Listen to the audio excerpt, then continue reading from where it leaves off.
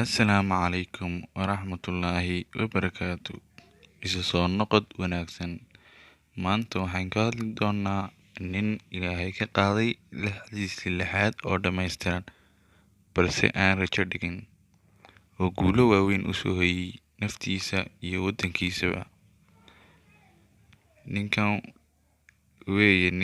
idin sheegaya waa nin da'yar oo ku dhashay waddanka California, balse Ilaahay ka qaaday lixdiisii lixaad oo dhammaystiran.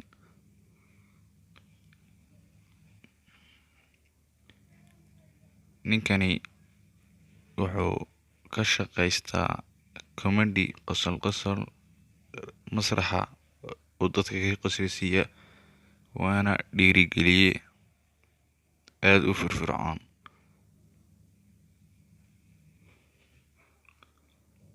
Tan uu la ciyaarayaa waa xaaskiisii.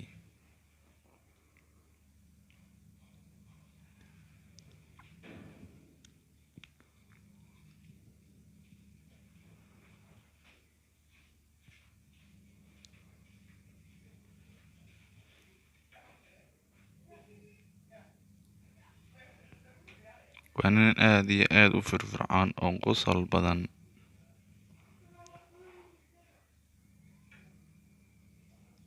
Ninkani wuxuu ku dhashay maaha dhaawac soo gaadhay ee uu ku dhashay getting into my wheelchair.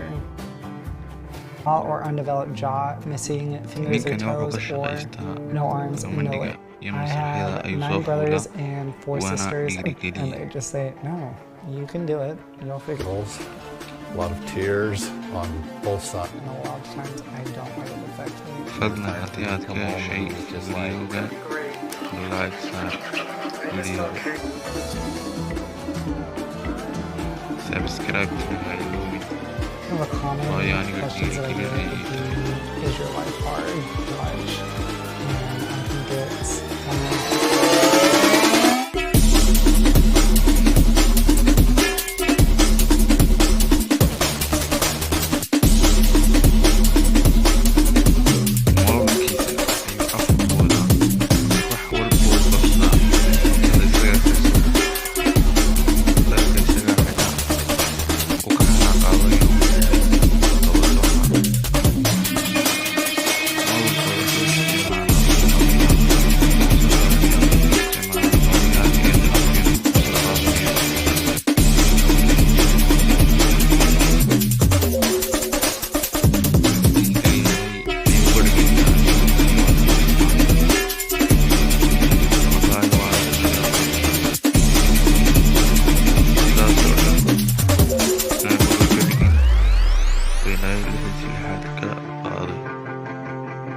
arrin wallahi nala yaabo. Haddaba ha iloobin inaad subscribe garayso channelka, like garayso, waad ku mahadsantihiin.